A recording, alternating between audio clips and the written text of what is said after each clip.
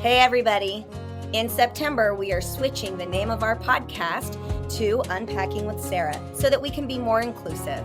It will feature all of our Daisy Girl Communications audio content to include the Unpacking Mormonism podcast, the Unpacking with Sarah podcast, and the Raising Crazy Growing Up to Show Up podcast.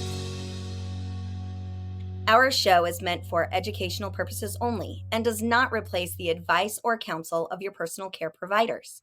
If you or someone you know is in a mental health crisis, please call or text 988.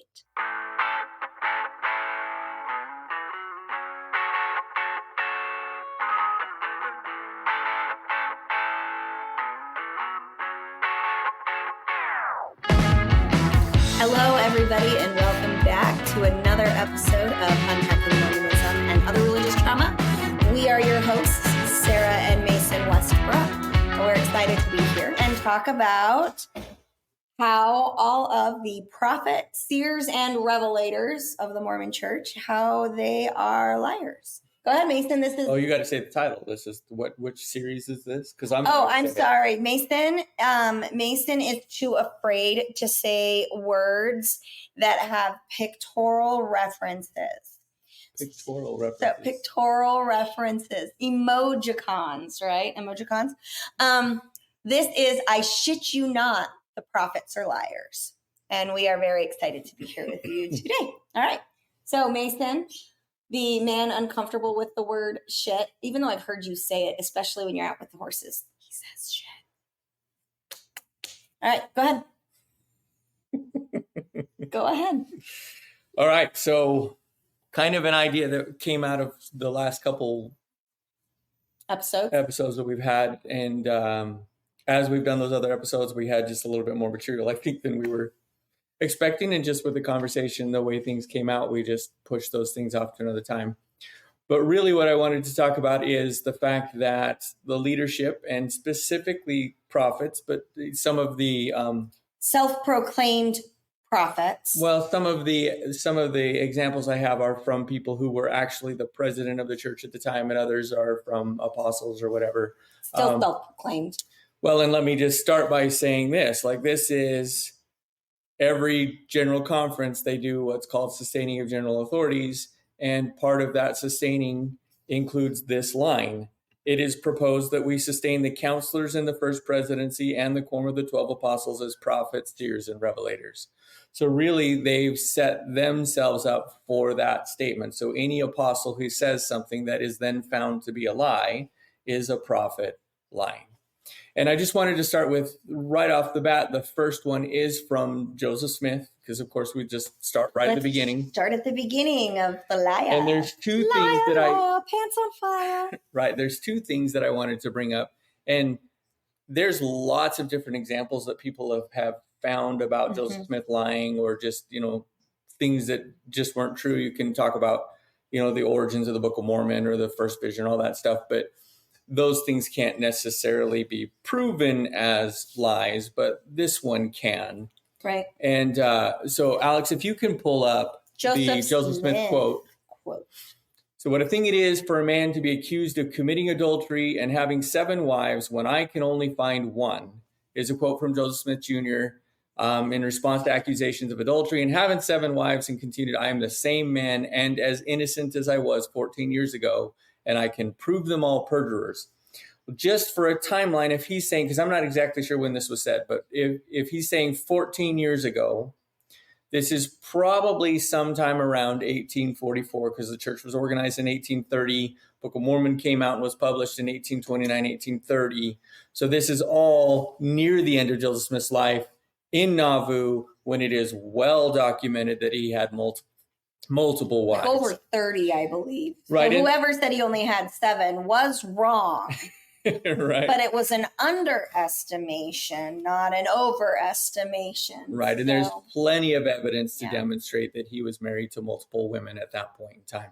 And so lying about it. Right. So what I want to point out here is, not only do they lie, but they gaslight you to make it seem as if that's not the case. Not only is he saying, no, I'm not doing, he doesn't just say, no, I'm not doing that. He says, oh my gosh, what a thing to be accused of adultery when I can only find one wife.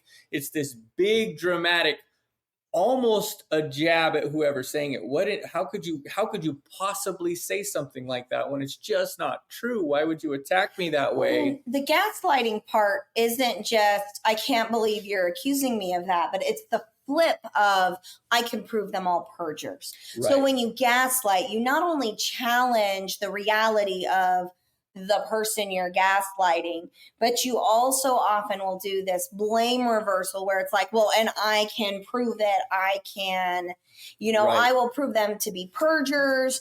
And there's those really strong words. So it's, I can prove that they're lying. I will show them. And really, I mean, how do you prove that you're not sleeping around? Because, so I'll just give this little story. So when I was very young, probably 14, 15 years old, I had the privilege of meeting Robin Williams. There's no picture evidence of it. So, and he's since obviously didn't happen. Right. And he's since passed away. So whether or not I'm being honest about it, you can't prove it because there's no evidence. So generally when you're committing adultery, I mean, at least I know when I committed adultery, we didn't take any pictures of it. And we did a really good job of keeping everything on the down low because, of course, you don't want to get caught. And so there's no way for me to prove that I met Robin Williams. Now, there's another story. I've met Denzel Washington as well. He visited, I think it was Fort Bliss. Yeah, it was Fort Bliss in El Paso. And I happened to be there. So I have a picture of Denzel Washington, but I don't have a picture of me with Denzel Washington, because it was like the crowd, like when I say I met him, it's not like we sat down and had a conversation. So, but now I know, right? That would be an actor that I would love to sit down. Hey, Denzel, if you're listening to this, I would love to do lunch with you. But I sat, I didn't sit down. He wouldn't have any idea who I am. But how can I then twist that? I've met Denzel Washington. I could play with that in all certain different ways. And I have picture evidence, but I'm not in it. And so really, when we're looking at this, when we look at somebody's honesty, there's usually evidence that's that's much more tangible that can demonstrate that, there is this. So I gave Kelly Sweet, who now goes as Halian. That's our cat Satan that just walked through the background. She is evil, just so y'all know. So Satan's evil, and you just got to meet evil Satan, who's probably going to walk back and forth a couple times. Moving along. So anyway, I trained Kelly Sweet, who now goes as Halian, for a few short months. Now, the difference is I have picture evidence of that. I had personal conversations with Kelly. I still have occasional check-ins with Kelly. And if you were to sit down with Kelly and talk to her and you were like, hey, do you know Sarah Westbrook? She would be able to be like, yeah, hey, I do know her. And if you buy her very first album, All is One, I think is the name of it. I'd have to go back and look at it, but just look up Kelly Sweet. Her very first album before she changed her name. We Are One. Thank you. And you read the credits, it says thank you to Sarah Westbrook right in there. And so, when we're talking about truth and lies with religion, it's really easy to make claims with no evidence because the prophets of the Mormon Church for years have claimed that they have conversations with Jesus, but none of them have a picture with them. None of them have any evidence. You just have to take their word for it.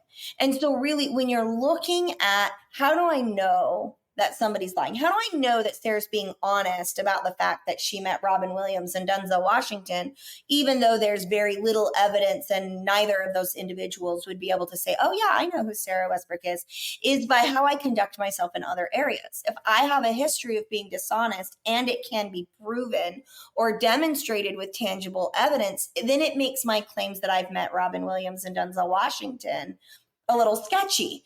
Whereas if all of the evidence surrounding me demonstrates that I'm an honest person and that I'm not an exaggerator and these other things, well, then it's likely that those things that I claim where there is no evidence are true. And so I think as we're looking at our prophets, seers, and revelators, they make these claims that we're supposed to have faith to believe in. Now, this is not just in the Mormon Church. This is in everything. You're going to see this in politics. You're going to see this in religions of all places. You're going to see this in your own workplaces and in professional organizations, and also with your personal family members. Like when I was in my 20s and struggling with exaggeration, it makes sense that people didn't believe me even when I was telling the truth, because I had a tendency to exaggerate and grow stories into something that was obviously not true. And I was terrible at it. I mean, I was good at the exaggerating, but terrible at being honest, which I talk about a lot in my book, Trauma Bonded, and why that happened for me. But if that's my history, then it makes sense that people would question the things that I said. Now, if you know me today, you know that I am very honest, oftentimes to a fault, because I've worked really hard on that, and that's important to me now. And so the people in my inner circle who know me now are going to trust the things that I say to be plain and simple honesty, because there's tangible evidence for most of the things that I say. And so I think really where the prophets, seers, and revelators of the Mormon Church get away with it is that we're taught from the time we're itty bitty that they are as godlike as possible on this earth, that they are near perfect. And because of that, anything they say, no matter whether or not there is evidence, or even when there is tangible evidence, we still believe what the prophet says, no matter what. Like, we will turn a blind eye. And that's also how narcissists will eventually get it. So that way the victim starts to question their own reality. It becomes such common occurrences, and there's just enough there to really make you question what's real and what's not real, to the point of the victim ends up, when they escape, really struggling with staying in contact and trust and those types of things. So anyway, go ahead. I'll turn it back over to you. Are you sure? You keep looking at me like, come on, Sarah, get to the point. I thought I made it quite nicely. All right, go. Your turn. Okay. So yeah, the gaslighting that goes along, and I love that you did take it into the direction of, that's how narcissists work too, because of course this is about mental health. It's about recognizing when you're in a situation that isn't as it appears to be. Well, and my personal belief is that Joseph Smith absolutely struggled with narcissism. Right. For sure. Like, I just look at the evidence, and that screams narcissistic personality disorder.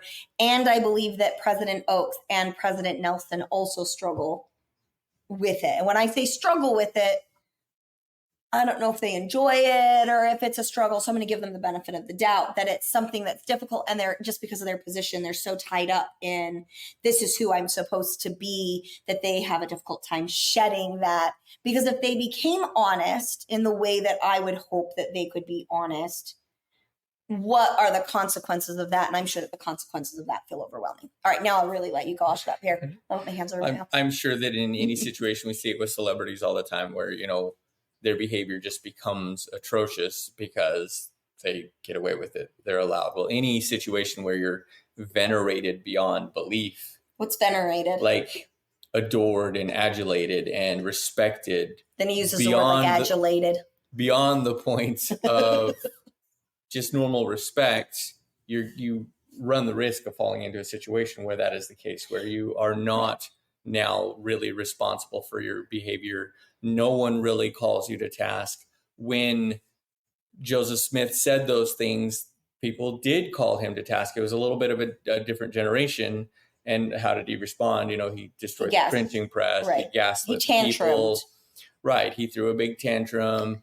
And the next piece of that is also how the church continues to pass that on. If you can pull up section 132, Alex, this is it, the heading of Doctrine and Covenants, section 132. And it says, revelation given through Joseph Smith the prophet in Nauvoo, Illinois, recorded July 12th, 1843, relating to the new and everlasting covenant, including the eternity of the marriage covenant and the principle of plural marriage.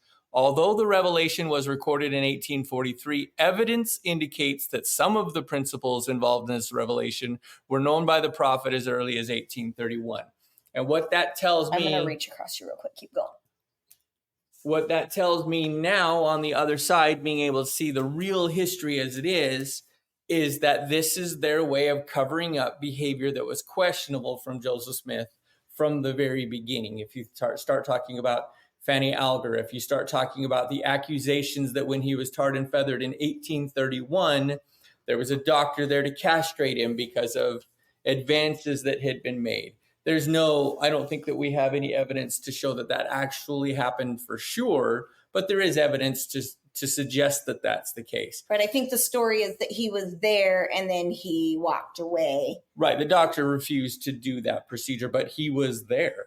Right. And the fact that he was tarred and feathered in 1831, there was very little about Joseph Smith's behavior or the church's behavior that would indicate the need to attack the prophet or the president of that church. So it lends itself to the possibility that was an accurate accusation. But anyway, this is the church's way of gaslighting and saying, well, it looks like he probably knew about this as early as 1831, when in reality, all you're doing is saying it looks like there was behavior from Joseph Smith to indicate that he, quote unquote, knew this stuff.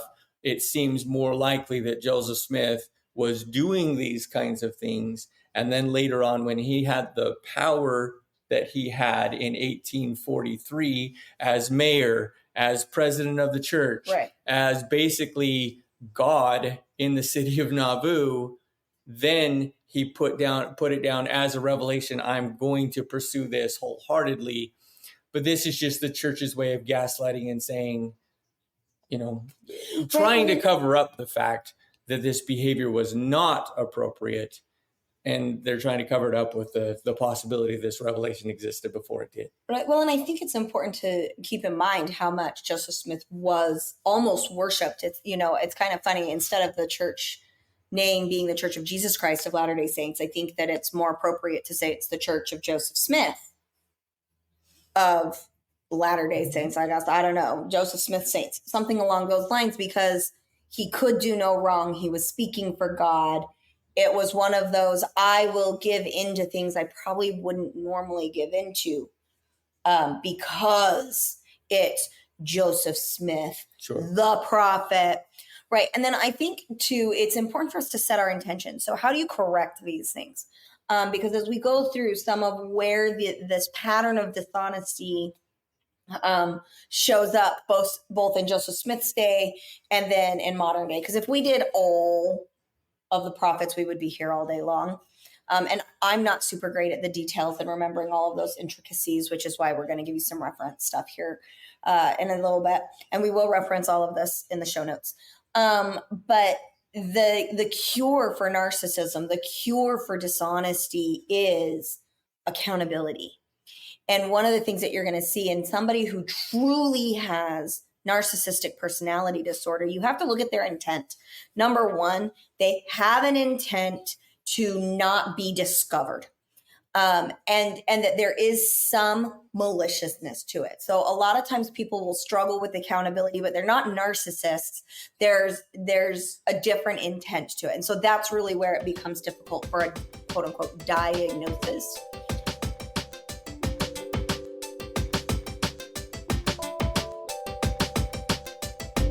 If you would like to donate to our show, you can do so through Venmo at Daisy Girl Communications. Of narcissism, but the cure is accountability and empathy, recognizing how the dishonesty and the gaslighting is harming others, putting yourself in their shoes and viewing the world from somebody else's perspective, but also that accountability piece. And I think that that's really where I struggle as we move forward through these, is that there's absolutely no accountability for the actions of humans. And in fact, I feel like the church, since Joseph Smith's time, Joseph Smith talks about, I'm going to call it sexual coercion at getting individuals like Helen Mar Kimball to marry him. There was coercion in your family's going to get eternal life. That the whole idea of an angel with a flaming sword came down and told me that if I don't practice this polygamy, I'm going to be damned forever. These types of things is coercion. It's blamed on God. It's not, I struggled with sexual predatory behaviors and acted in this way and blamed God because that was how I would, get my yayas, whatever. He's not able to do that, but that is the cure. And I know that, speaking Personally, when I was struggling with being dishonest in my 20s, one of the things that my counselor, Jim, made sure that I was aware of was that accountability and also creating that tangible evidence. So that way I would be more believable. But it was that you have to be accountable even when you've exaggerated, like in the moment, as soon as you recognize it, be accountable. So I remember like sitting in the doctor's office and think, you know what, I'm probably exaggerating the symptoms a little bit here. I'm really, really burned out. I'm really, really tired. Let me, back that down. It actually looked more like this. And it was amazing to me as I took that just very straight up accountability for when I was struggling with honesty, how much more interpersonal connection I experienced, how much healing I experienced, and the discovery that the truth is really the safest place to live in. Yeah. And so that's kind of like our mental health takeaway as we go through. So. Yeah, well, and you could probably, if you took the time, you could take the church as an organization and compare it maybe to an abusive family situation. Oh, I absolutely would, yeah. And that might be helpful in kind of seeing the way that the church manipulates the people that are in it, the same way that an abusive husband or an abusive wife would an abusive manipulate. Partner. Let's just say an abusive partner. An abusive parent mostly is what I'm looking at in this situation. You manipulate your partner, you manipulate the children, and you gaslight, and there's lots of abuse going on. But if it was only abuse, people probably would walk away a lot faster. But because there's abuse and there's there's the whole gaslighting of I'll never do it again, or I love you so much, or I only do this because I love you. All the things that abusers will say that are meant to keep somebody in that situation. Well, if you can then take that and extrapolate to a bigger organization like the church, they do the same things. They say the same things. The next example I have. So before you do that, I would say it's that they are able to say these things and shift the individual's reality. Yes. Yeah. And that's really where it's the shifting of an individual's reality so that their choices are based on a false narrative, on an like factually untrue narrative. You're causing a great deal of harm. Yeah. So, all right, go ahead. So there's one more example that I have from the distant past, and then I just want to talk about a couple from the recent past. But this is actually the manifesto, commonly called the manifesto. It's the official declaration number 1 in the Doctrine and Covenants at the end. This is where Wilford Woodruff gets up and states that we're not living the law of polygamy anymore. But I just want to read a couple of things. Like, it starts out, the second paragraph says, it's right there, I therefore. Yeah, I'm looking for exactly what I wanted here. To whom it may concern, blah, blah, blah. I can read. Just hold on a second. Okay, ready? Radio silence. So it's the second paragraph. I, therefore, as president of the Church of Jesus Christ of Latter-day Saints, do hereby in the most solemn manner declare that these charges are false.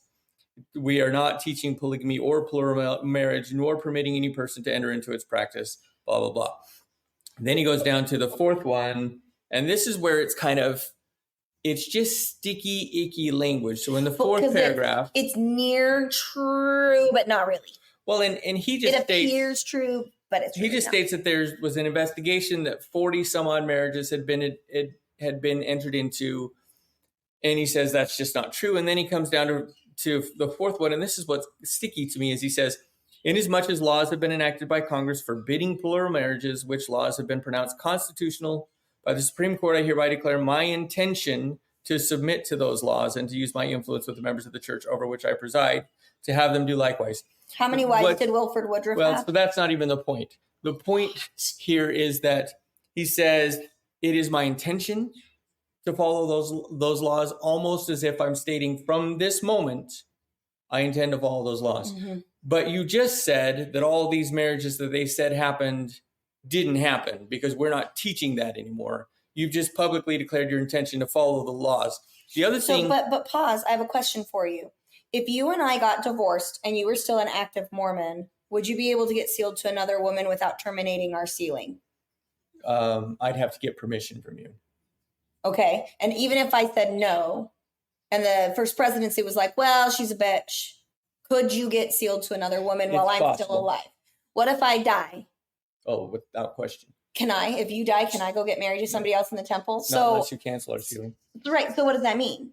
That means we're still teaching the plurality of marriage, but it's the one-way plurality. Not the point. I think the point is the lying and the gaslighting. All right, I'll get off my soapbox. The point is, the next thing that he says is, I intend to use my influence with the members of the church to have them do likewise. That's just a piece of crap statement. Like, as president of the church, I intend to use my influence, quote unquote, with the members to have them do the same thing. Right. Well, because it's like, we're not doing it, but with my influence, I'll make sure they all stop. Right. It's just it's a demonstration, and it's twisty language. So something you might not even recognize if you weren't paying attention to it.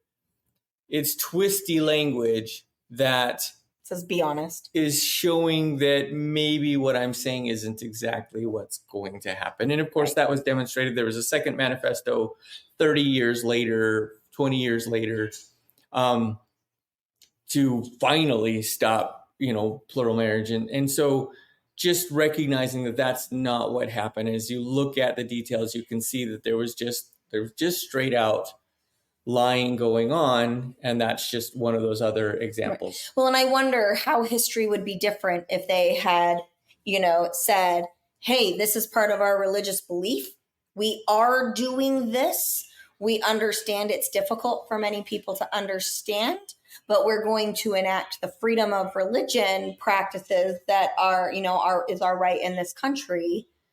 But yes, we are.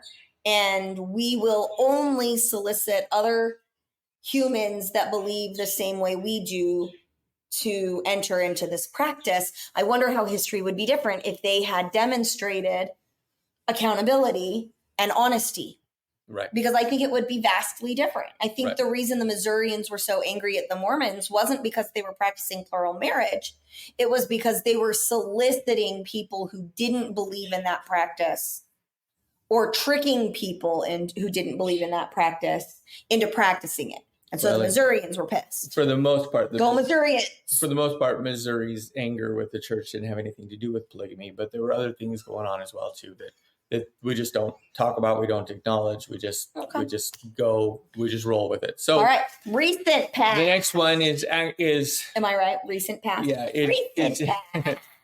It's incredibly famous in the ex-Mormon world. It was the little devotional that was done with Elder Ballard and Elder Oaks. And if you can pull up Elder Ballard, the Ballard one there, Alex, which I cannot read very well here, so let me just pull it up on mine here too. Yeah, it's teensy. So this is just kind of a report on it. I'm just going to read this real quick. It says, Elder Ballard spoke of criticisms to the effect that the church has hidden the fact that there is more than one rendition of Joseph Smith's first vision. The facts are we don't study. We don't go back and search what has been said on the subject. For example... Pause. So who are they blaming here? This is that gaslighting. The fact is we don't study. They're blaming the people who didn't know about it. They're not taking accountability that those other versions were hidden and buried, and for a while claimed to be anti-Mormon and not true. So that's where that gaslighting happens. It's very subtle, but that's how a narcissist works. What they are claiming or blaming is subtle. It feels believable because the fact is most Mormons probably don't study as much as they're told to study. It's impossible to study as much. I mean, I know it was impossible for me because I had kids. Like an hour a day of Book of Mormon reading, like there was just no way I would have been able to do that. That's Satan making noise over there, not our kids. So my Satan the cat. So that's where that subtle, I'm going to blame the people who didn't know rather than take accountability that those other accountings of the first vision were buried and difficult to find. Go ahead. And just so this statement here, the facts are we don't study. We don't go back and search what has been said on the subject. For example, Dr. James Allen of BYU in 1970 produced an article in the church magazines explaining all about the different versions of the first vision. So you missed the one article. Well, let me just tell you what's wrong with that statement. Yes, one article. 1970, if you go back right now and you take a look at what is available to you on the church website from church magazines, they start in 1971. It's not even available to members unless you go outside of church resources to find it, which is the no-no. You're constantly told not to do. No. So this is, again, gaslighting. It's right there. Why are you guys not studying it? Yeah, it's right there. Why are you guys not studying it? It's right there. That is gaslighting at its finest, because it's not just right there. We're shaming you for not knowing about something that happened for a lot of people before you were born. Right. How many of us have gone back at those former ensigns? Like you said, you can barely keep up with the church conferences that come every 6 months. Well, and your living prophets are more important than dead prophets. So I'm supposed to study what the current prophet says, not what the old one said, probably because if I discover what the old one says, I'm going to have concerns. Also, not a prophet. James B. Allen of BYU is a professor at BYU. Has no official standing with the church. Gaslighting. Period. End of sentence. We should have named this gaslighting. Right. Like with the Grease song. Grease lightning, yeah. The other thing is he says that explaining all about the different versions of the first vision, which is hogwash. Go read the article. It doesn't explain all about the different versions. It mentions. Did you read it? I have not read it. So then how do you know? Because I've listened to people who have talked about it. Oh, we got to read it before. Yeah. Okay. But anyway, go and read it. Like, read it for yourself. But he doesn't talk all about them. He mentions them basically, and they does not get down into the details of what's different. For one, they don't really discuss the fact that they are significantly different. Right. That's what I was going to say. It makes sense that there's more than one version, because if something that significant happened in my life, I would talk about it or write about it more than once. Right. The issue is that each version is, well, not each one is significantly different, but a couple of them are very significantly different. Yeah. And not just somebody's report of them. One of them is in Joseph Smith's own handwriting. Right. One of them is the official version, and they don't match in significant ways. Correct. So again, not here to talk about those versions, but about the lying that's going on. So if you're interested, go look it up. There's plenty of places to do it. Numerous podcasts that are talking about those things, because the first vision is a big deal, because Gordon B. Hinckley said that the church hinges on the first vision. If the first vision happened, church is true. If it didn't, not true, kind of a thing. And so then Elder Ballard is quoted as having said this: "We would have to say, as two apostles who have covered the world and know the history of the church and know the integrity of the first presidency and the Quorum of the 12 from the beginning, there has been no attempt on the part of the church leaders to try to hide anything from anybody." That proves what I said earlier, that because of their position as prophets, seers, and revelators, we are just supposed to believe them because they have covered the world. They know the history of the church. They have integrity. Why the hell are you questioning them? Right. That is that gaslighting of, don't question me because of my position as a prophet, seer, and revelator. As long as you follow us, you will be safe forever. And if we fuck it up, you'll still go to heaven because we're the prophet. And so if you fuck it up and we go to heaven, then it's on us. Right. But then they get the second anointing. Right. Which then they get the second anointing, which means they go to heaven no matter what they do. Right. So let me pull a couple of pieces out of there that I find are important. So we'd have to say, as two apostles who have covered the world. Have they? They've been to a lot of places. Have they covered the world? No. And know the history of the church. Okay, well, if they know the history of the church, they know in that moment they're lying to your face.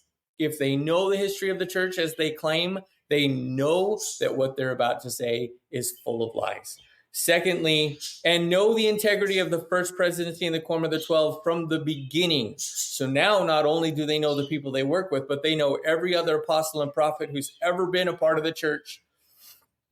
It's crap. Like you're making an assumption. You can assume that they were full of integrity, but you don't know. So can I ask you a question? Yeah. What stopped you from thinking that way or feeling that way when you were all in? Oh, you mean this that Yes. I never saw? Yes. Right. No, I'm asking. No, that's my point. I never saw this. So when you hear the church leaders telling you, we've covered the world, you just need to trust us, we have so much integrity, blah, blah, blah. What was your response to something like that? Because that's not the only time they would have said that. Right. My response would have been a normal Mormon all-in kind of a thing where I would just expect that they were telling the truth. But why? Because I believe that they were true prophets. And what stopped you from questioning that? Why? Why would you question it if you believe that they're true prophets and you believe that God has told you that that's the case? Why would you question it? So what I hear you saying is, if I had questioned it, there would have been consequences. So it was easier to just go along. Well, so there's another... Or I might be putting words into his mouth. So there's another piece of that. Putting words into his mouth. That's not what I said, but there is another piece of that in that, let's go back to the example of an abusive situation in a family. Why do you stay? It's because... And I'll just use... I need you to stop. So I'm going to challenge you. I'm going to challenge you. Stop talking in absolutes because there's a lot of contextual differences. Okay. So sometimes in families, or oftentimes in families where abuse is present, keep going. That's actually what I meant to say, but okay, thank you. Mm-hmm. Oftentimes what's happening, and I'll just go with the example of an abusive father because it tends to be more common than an abusive mother. Tends to be more talked about. Okay, tends to be more talked about. Oh, Satan. But in the case of an abusive father, what do they have? They're the ones that provide. And usually there's no attempt to help a mom be independent in any way. And really, I'm just trying to take this to an example of the church. This is an example of an abusive situation. Mom doesn't feel like she has the ability to get away because she doesn't have the ability to support herself. She has kids. He's controlling the whole situation, maybe even controlling as much as car keys and groceries and all those things. There's all this control. Well, if you take that to the church, the analogy that the connection that I want to make there is that in this case, the church holds your salvation in their hands. And so you choose to stay because salvation is what is at stake. And existential. Right, some sort of existential piece of your reality is under their control. Right. If I walk away and I don't go to the temple anymore, or I don't go to church anymore, I don't pay my tithing, don't have a temple recommend, the idea is that then you won't go to the celestial kingdom later. You won't be with God. You won't persist as a family forever. Right. They control that idea. And then they make statements like, don't look at other church resources. Well, the implication is that, or don't look at other things outside of the church is what I meant to say. Right. Don't look at resources or information that are not published by the church. Right. The implication So that's the isolating. We're going to isolate you from the outside world, which is something abusers also do. Right. The implication is that if I do look at those other sources, I'm putting my salvation at risk. And I feel like I'm going to get smacked by you keep things very much in a tight, controlled situation. This goes back to, we spent a whole series talking about cult-like tendencies, things like that, all of those things that go into that.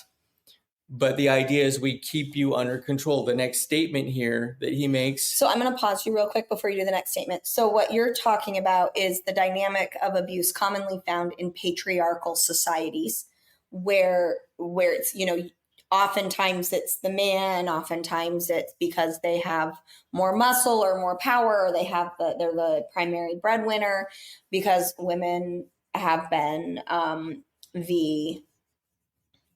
their role more of the servant role. There's the word I'm looking for, more of the servant role and whatnot. But I really want to talk about it as the pattern of abuser. So when you're talking about the abuser, they tend to control resources. Mm-hmm. They tend to isolate the victim from outside resources.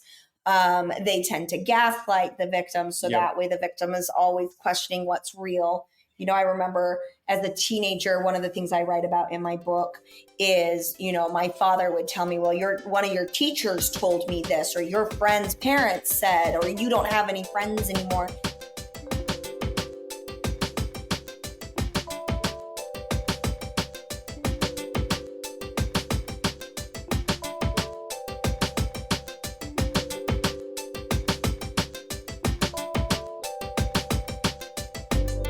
Trauma Bonded is available anywhere books are sold. And so when I went back to the school the following year after that summer of terror where I was held captive in my own home, by the time I went back to school, I didn't even feel comfortable going to my friends and saying, hey, did you say this? Because my abuser had me so convinced that it was true that I didn't feel comfortable checking facts. I didn't feel like it was safe for me to look at outside information that might have given me different data. And that's something that the Mormon Church has done. It's something that many cult-like organizations do, where it's everything out there is bad or dangerous, or it's, you shouldn't look there because the information you're going to find is going to bring evil into your life or more harm into your life. And you're so tired of being harmed. And oftentimes you don't even realize it. Like for me as a teenager, I didn't even realize. I thought it was unfair and I was confused and I was angry and I was hurting. But why would my dad lie to me? And now as an adult, I'm like, really? So you've got to put those things into context. Okay, go ahead. The last thing he says here is also just, troubling, but just trust us. Wherever you are in the world and you share this message with anyone else who raises the question about the church not being transparent, we're as transparent as we know how to be in telling the truth. We have to do that. That's the Lord's way. Well, let me come back to this statement again. By saying we're as transparent as we know how to be, you're silently acknowledging that you are not transparent. Right. Usually in my field, people who say I'm really good at being honest is usually an indication that they're not, even though I said that earlier in the show. Just gonna go there. No, I would use the example of oftentimes for my children, I will say, I just need you to trust mommy right now. But the follow-up is that I've earned that trust. So yesterday when I took Abby on a tandem ride, I told her that she needed to hold on to me and that she needed to trust me to steer the horse, because she kept asking, do I need to pull the rein? Do I need to kick the horse with my feet? Do I need to? And I said, Abby, I need you to just trust me to steer Clemmy so that neither of us get scared or fall off, because she was terrified of falling off. But she also wanted to go fast. So when we went at the trot, Abby started to go and as Abby went like sliding to the side, I'm like doing this in the video and just realized my podcast listeners aren't going to be able to hear or visualize what the doots mean. Mm-hmm. So the doots mean that Abby started to lean to the side and fall off, and because she was holding on to me so tight, we both started to go off. I was the one, she was like, we're falling. And I said, just trust me. I stopped the horse. We were able to reposition ourselves. And what Abby learned in that moment is just trust me. And then within the next minutes, she learned she was safe. Therefore, that trust had data to back it up. Right. And I think the challenge here is just trust us. And then you get data like go ahead, Mason, into the next section. Okay. So, yeah. Data as into. You can't investigate church history for very long if you're outside of church resources before you start to recognize. And now even a little bit inside church resources, you can't investigate for very long before you recognize. Don't interrupt me. Before you start to recognize that the story is not as you were told as a child or as a kid, that or even as an adult, that there are a lot of other details that are not talked about. Or there's a lot of other excuses to explain why the church was dishonest, which all you're teaching is, well, if dishonesty is, if you need people to believe you for this reason, then it's okay to lie, just pray about it. Right. The whole polygamy stuff. The whole but thing, right? But basically just, I'm sorry, but, or those kind of things. As soon as you say the but, it's almost like you're negating whatever you said before that. And that there's a lot of that going on with church history. Yeah, he did this, but, and it's just an obfuscation. It's just, we're gonna show you that it is there, but also let us explain to you why it doesn't matter. Right. So before we move into the next section, I do want to invite our audience members. I can see that we've got some audience members with us today. Hello. If you would like to comment, we can see those comments, I believe, on most of our Facebook platforms and our YouTube platform. So if you'd like to leave us a comment really quick and engage with us, we would love to hear from you. We would love to answer your questions, and as always, welcome. All right. What's the next one you want to talk about? So the last one actually is the... No, we have two more. I only have one more. I had another one down here, but I'm not going to... Yeah, we have two more. We have the... Oh, which one are you not talking about? The Oaks one here. I'm just going to talk about no. We've got the LGBT policy change, and then we also have the SEC filings. Okay. We've got two more. All right. So she's going to finish this out with that last one because we're just going historically here. So in 2015, there was a policy put in place, and if you can pull that one up, yeah. So this one describes... I want to say really quickly, Macy, you were in the bishopric at this time. When this came out. I was not. What were you doing in 2015? I was in anesthesia school. Oh, so he was in anesthesia school. Never mind. Okay, go ahead. So, and maybe you can remember some details. I don't really remember this coming out, so it's all me looking back at it now. Well, I think part of the reason why I don't remember is because it wasn't announced. Right, they just snuck it in. They put it in the handbook and didn't really talk about it. So this is a policy. And later on, I think it was President Nelson who talked about how they had all been together. Everybody was there. We did like the whole revelation, quote unquote, process. And everybody came to agreement that this was the right thing. This was from God. This was revelation. Okay, so what was the revelation? So, and this is for those of you that can't see it, it says, the November policy is that same-sex couples, the policy considered same-sex couples to be apostates from the church. So now they're not just sinners, but they're apostates. So right. Apostate meaning actively trying to harm the Mormon church. Right. We've ramped up what it is now. And then this was the real kicker.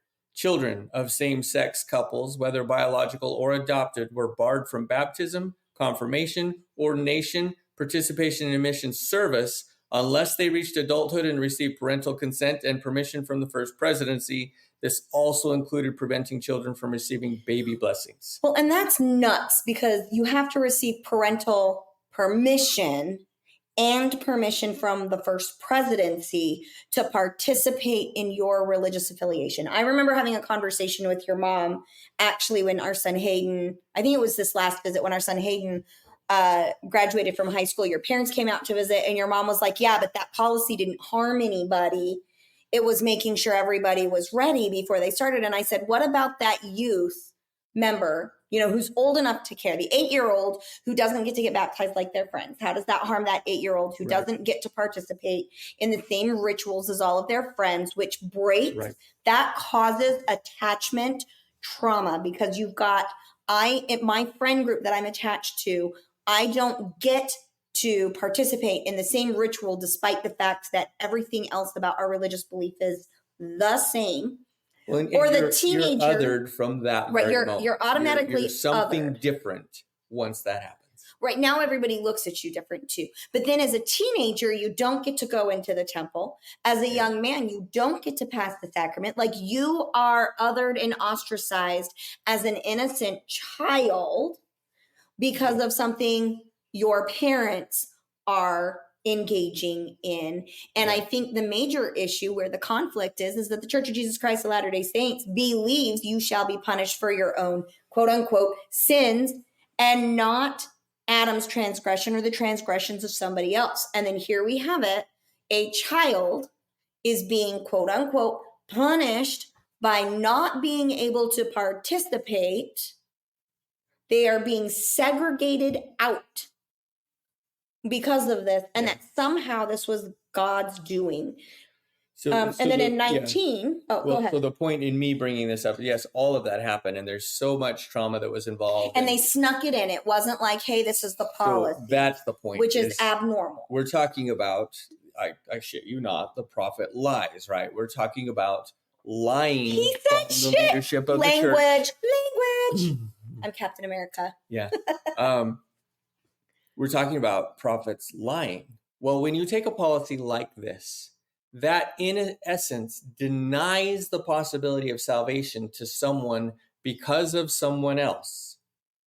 and you don't have the balls to come up at the podium and say, this is what we're going to do, you sneak it into the policy and send a letter to your bishop saying this is the new way things work. No, there was no letter that's why I asked if you were in There had to have been a letter because they didn't reprint the handbook at that time.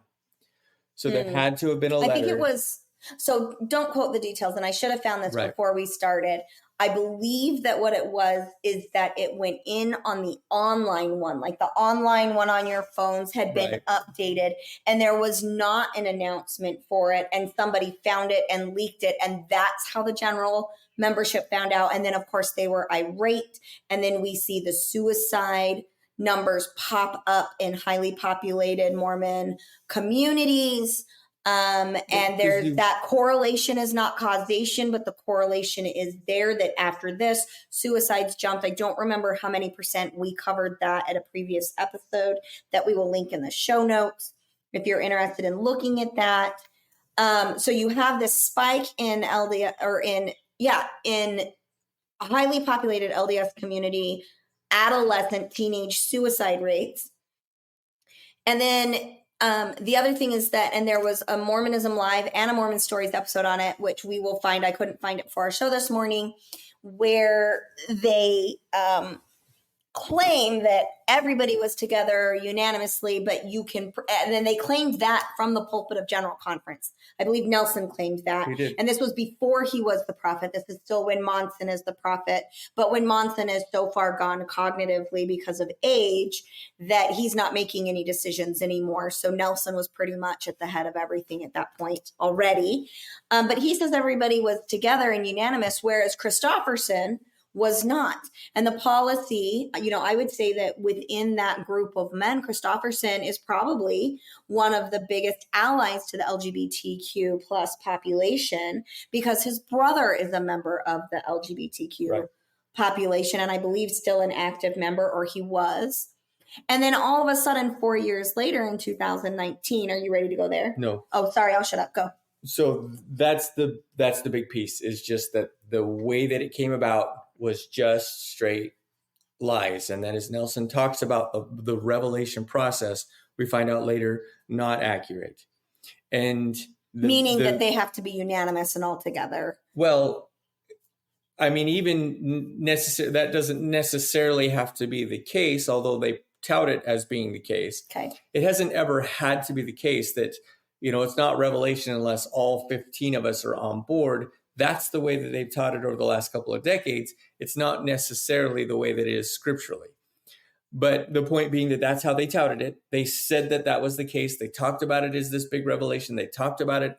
If you're calling it revelation, you're saying that this is from God. 3 years later, now we're rescinding it and we're calling that revelation. Well, let's just talk about the fickle asshole that is God. Go ahead, Mason. You can't call a revelation. It's like so American history here, right? In the early 1900s, you enact an amendment that says alcohol is illegal. And then 20 years later, after tons of craziness, this is where Al Capone comes into his power. You decide that was a really bad idea. We're going to rescind that. No more amendments. But even then, the amendment exists, both of them. And I don't remember what numbers are they, so I won't say. But for instance, the 19th Amendment says alcohol is illegal. The 21st Amendment says alcohol is not illegal anymore. Well, guess what's still in the Constitution? Both of those amendments. They both are there saying this was the legal pathway then, this is the legal pathway now. In the church, nah, we don't do that. We'd like you to just forget that happened. But in 2018, they touted as this big revelation. It's that God has spoken to us that we're not going to do that anymore. Well, then why did God speak to you 3 years ago and tell you that this is how it's going to be? It just doesn't make any sense. And what it is an obfuscation on God. We're going to blame God for this very divisive and harmful policy. And then if you can pull up the Nelson quote, Alex, this is how Nelson is going to then respond. He says, President Nelson says that the policy changes were motivated by love and that the church cares about all children of God, regardless of their sexual orientation or other unique challenges. BS. Like, it's just, that is, you can say that, you can talk about love, but you're gaslighting. You're not talking about the harm. You're not talking about the fact that we thought this would be a helpful policy. We thought this would be a helpful policy. And we were not most of us together decided and thought that this would be a really good policy, that this would help to strengthen people in not living that way. Because you can talk as a church that you still don't think that that's, you still call that a sin. You can call that a sin if that's what you want to do. You have that right as a church. But then freedom of religion, freedom to be an asshole. Got it. Right. Then say it. Say we implemented that policy because we hoped it would deter people from living that lifestyle. Right. We've recognized now, it's been 3 years. We've recognized that that is not what was accomplished. 3 years or 4 years? It was 19. I think it was, okay, so 4 years. Yeah. It was the end of 2015. So, I don't know the time frame, but 3 or 4 years later, then you come up and you say, you know what? We implemented this policy a few years ago. We have found that the intention, that what we wanted to accomplish with this policy is not what's being accomplished. People are getting hurt. That's people what you want them to right. say? That's what you say as a leadership. You don't come out and say, God gave us another revelation. You come out and you say, that didn't work out. That was us. It didn't work out. We're apologizing as an organization. We're apologizing as a church. This is not okay. Right. Well, and I think one of the things that really bothers me is that as I watched this unfold, because this was one of the big cracks in my, I cannot be a active participating member anymore. Because when this was undone, I think you were the bishop at that point in 19. Yeah, you were definitely the bishop in that time. It is time for a commercial break.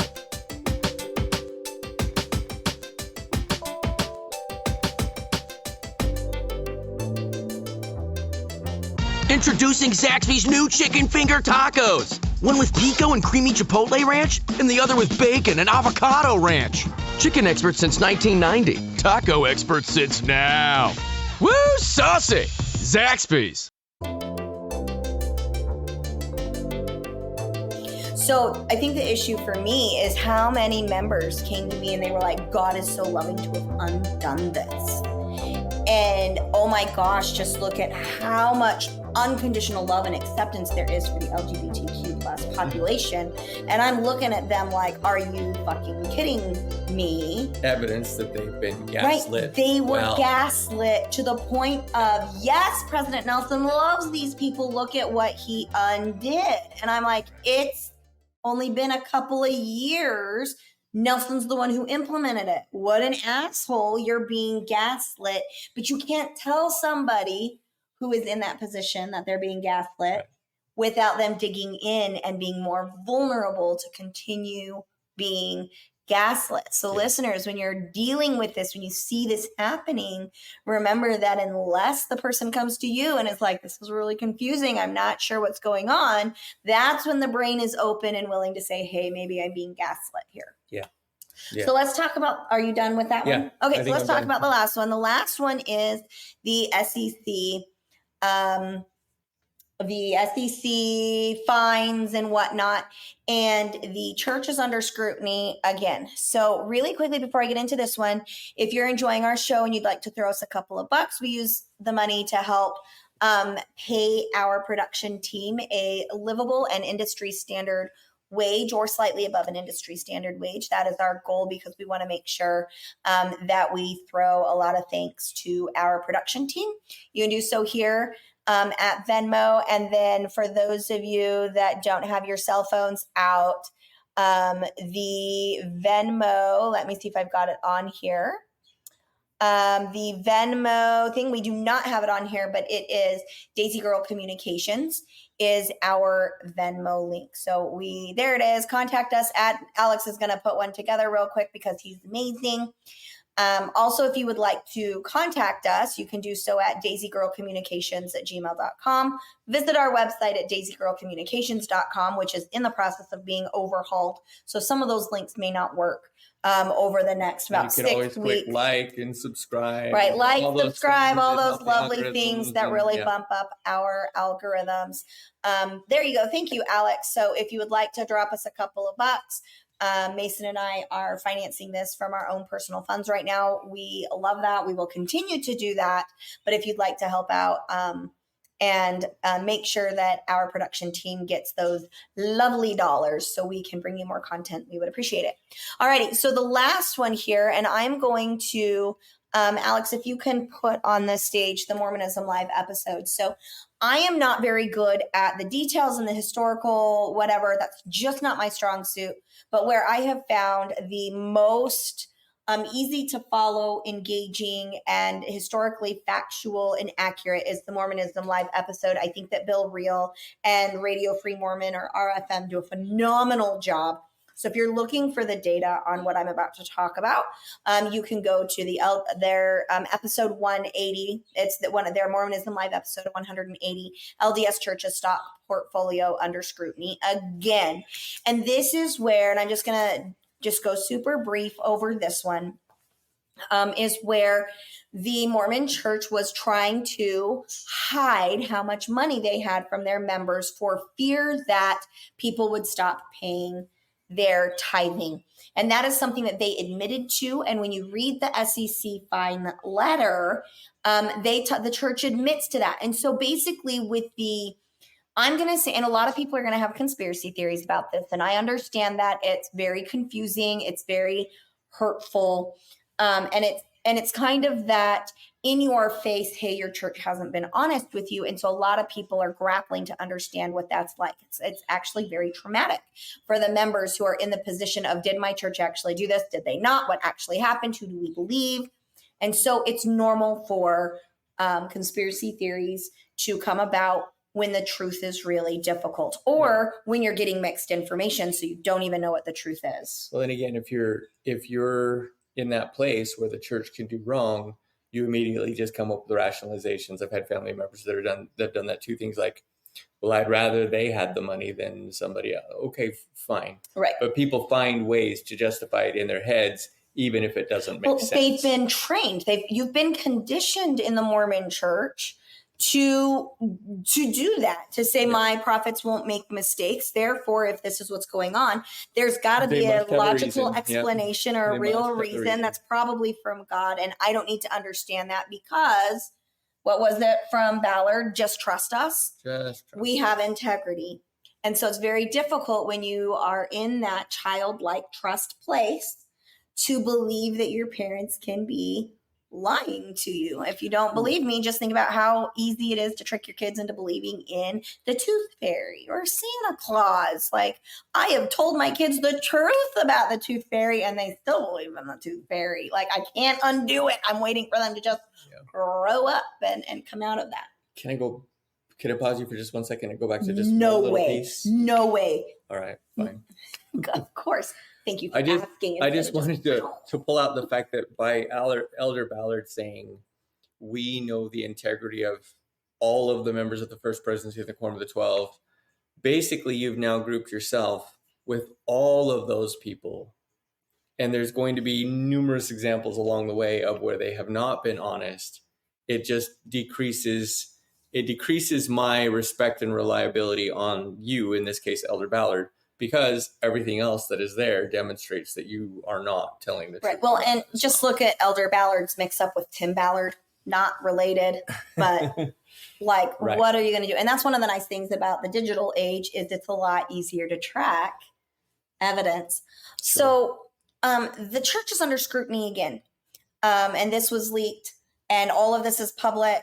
Like, you can go look it up on the Widow's Mite and at the IRS. And for that information, again, remember, just go, if you need all that information, go to the Mormonism Live episode 180, LDS Church is stock portfolios under scrutiny. Again, this was released just a couple weeks ago, I think.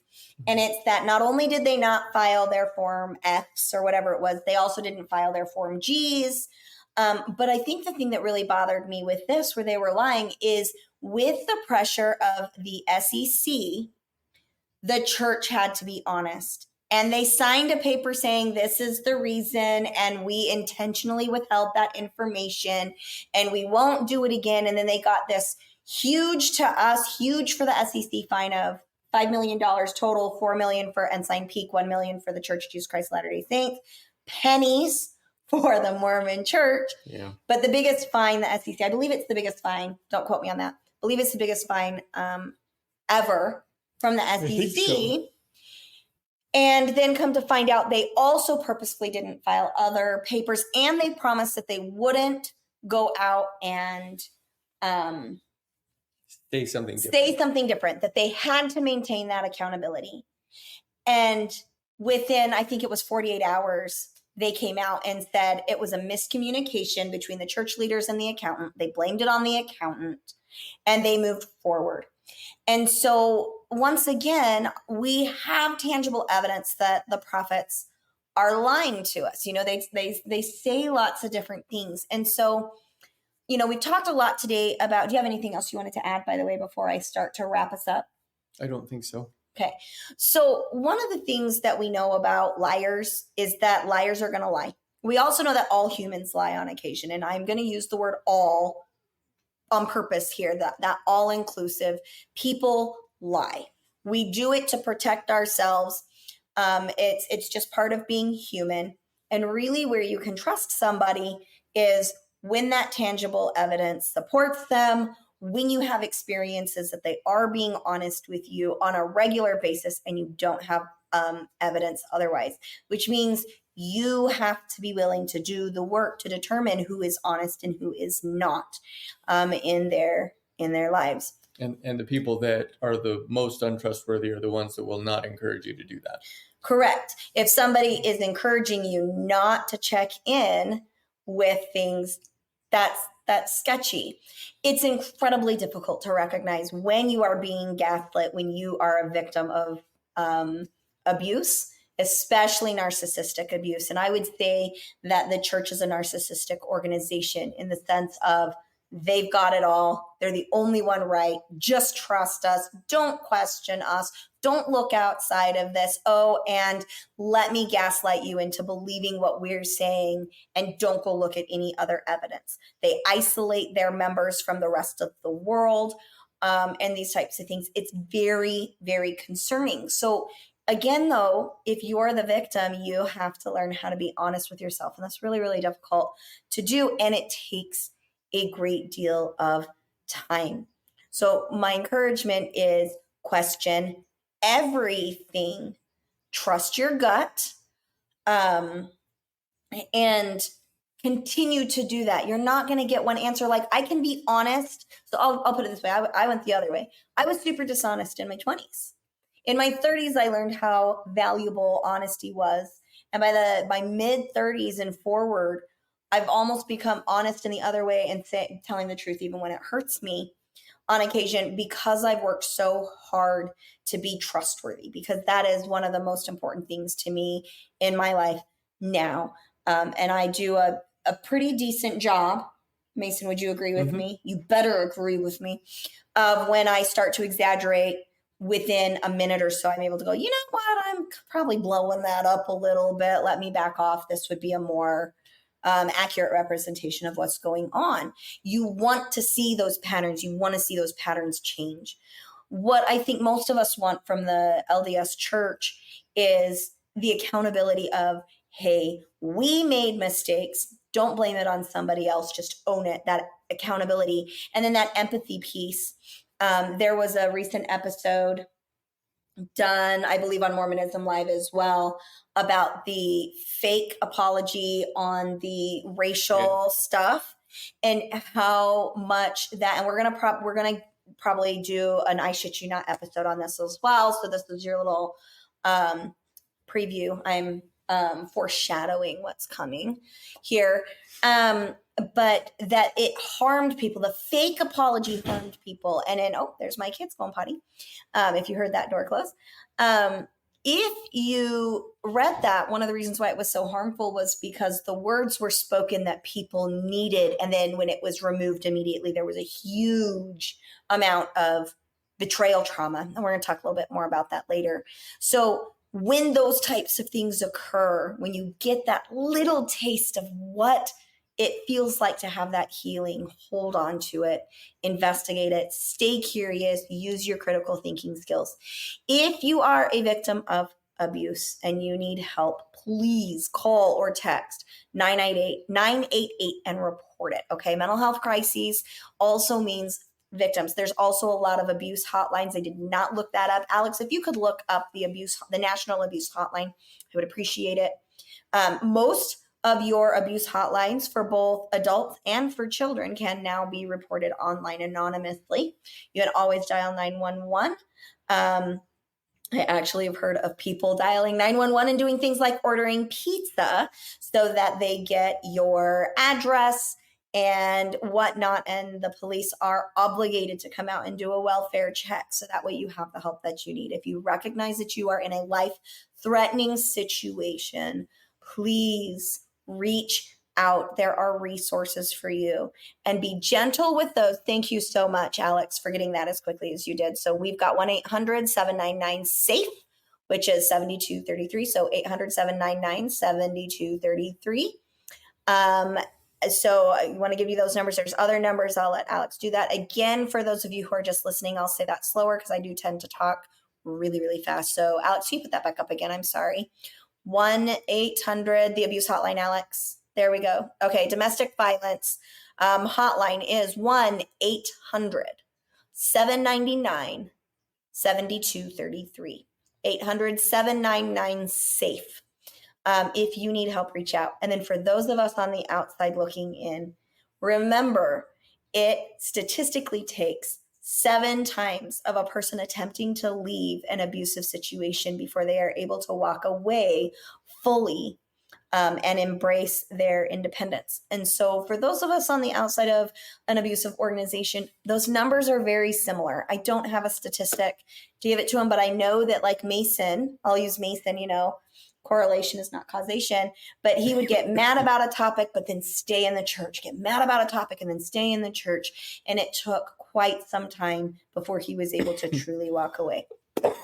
If you or someone you know is in crisis, call 988, the National Mental Health Crisis and Suicide Prevention Lifeline. I have called that. I've texted that. It kept me alive. So it doesn't matter who you are. It doesn't matter what your skill or education level is. We all experience crises at times. And so I want you to have those resources for reaching out. Thank you so much for joining us today. It's been a great conversation. I really appreciate those of you who joined us today. If you would like to reach out and have a question, or you want to be on the show and let us rummage through your shit and unpack it, all you have to do is email us at daisygirlcommunications@gmail.com. Thanks so much. We will chat with you next time. Thank you. Bye. Peace.